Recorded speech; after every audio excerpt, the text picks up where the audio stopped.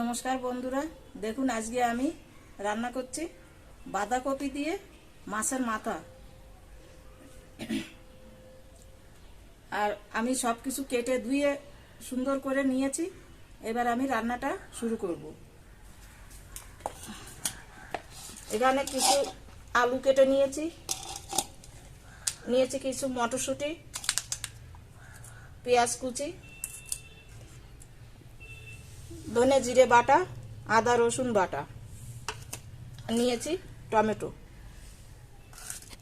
এবার আমি রান্নাটা বসিয়ে দিচ্ছি।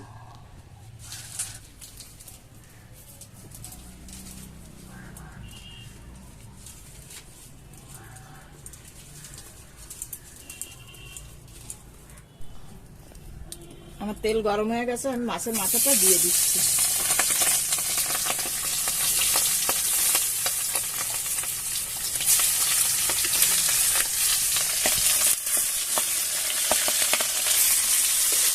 দেখুন আমার মাথা ভাজা হয়ে গেছে, আমি নামিয়ে নিচ্ছি।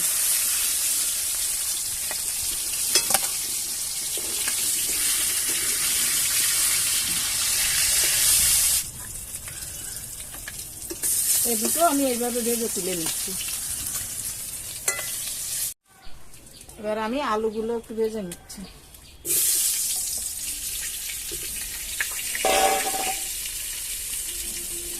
আলুর মধ্যে আমি অল্প একটু নুন দিয়ে দিচ্ছি, অল্প একটু হলুদ দিয়ে দিচ্ছি।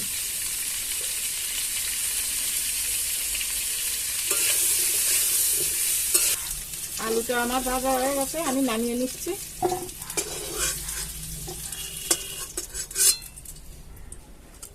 আমি এই তেলের মধ্যে আবার একটু তেল দিয়ে দিচ্ছি।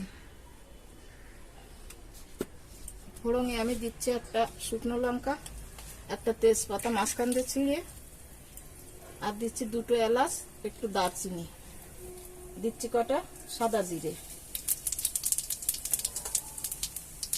আমি এবার দিয়ে দিচ্ছি পেঁয়াজ।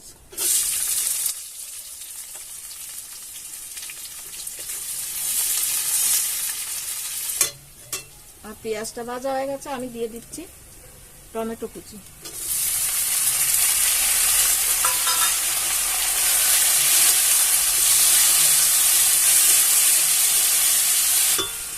আমি এবার দিচ্ছি আদা রসুন।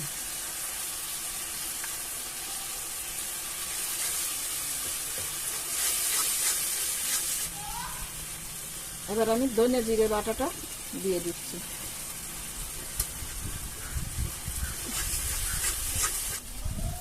এবার দিয়ে দিচ্ছি আমি একটু জল। আমি দিয়ে দিচ্ছি হলুদের গুঁড়ো, দিয়ে দিচ্ছি 1 চামচের মতো চিনি, দিচ্ছি আমি 1 চামচ কাশ্মীরি লঙ্কার গুঁড়ো, দিচ্ছি এমনি লঙ্কার গুঁড়ো। ঝালটা আপনারা আপনাদের মতন দিয়ে খাবেন, কারণ আমার দাদা ছোট, তার জন্য আমরা একটু ঝাল খুব কম খাই। মশলাটা আমার কষানো হয়ে গেছে।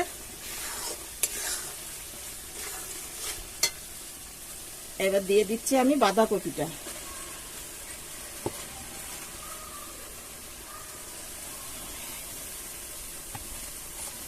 বাঁধাকপি এক জায়গায় বেড়াতে গেছিলাম, তারা ক্ষেতে তুলে দিয়েছে বিনা সারে, এই জন্য মনে করলাম যে মাছের মাথা দিয়েই খাবো।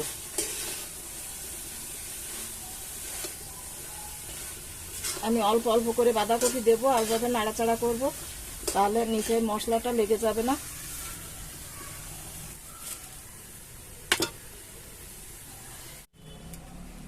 আমি এবার স্বাদ মতো নুন দিয়ে দিচ্ছি। এই নুনটা বাঁধাকপির উপরে এভাবে দিলে বাঁধাকপিটা তাড়াতাড়ি সিদ্ধ হয়ে আসবে। আমি এবার একটু ঢাকা দিয়ে রাখছি 2 মিনিটের জন্য।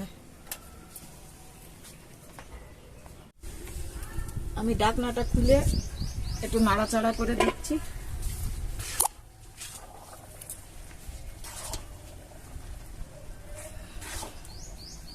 দেখুন কপিতে কত জল গলে গেছে।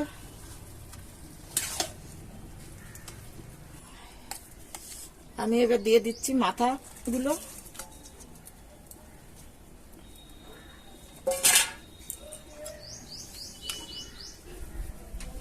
দিয়ে দিচ্ছি আলুগুলো, এবার দিয়ে দিচ্ছি আমি মটরশুঁটিগুলো।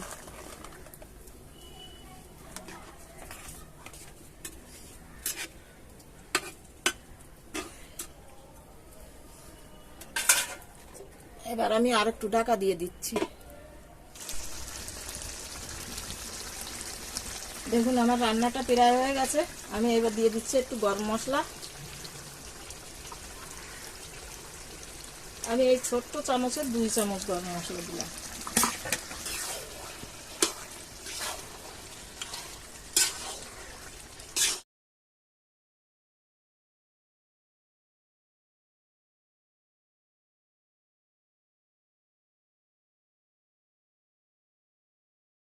দেখুন রান্নাটা আমার হয়ে গেছে, দেখতে দেখুন কত সুন্দর। আর কপিটা এত সুন্দর গলে গেছে, একেবারে মানে মিশে গেছে। এই বিনা সারের জিনিস তো, এই জন্য এরকম সুন্দর গলে গেছে। এই রান্নাটা আমি যেভাবে করলাম এইভাবে রান্না করে আপনারা খেয়ে দেখবেন, আশা করি খুব ভালো লাগবে। ভালো লাগলে আমাকে একটু জানাবেন।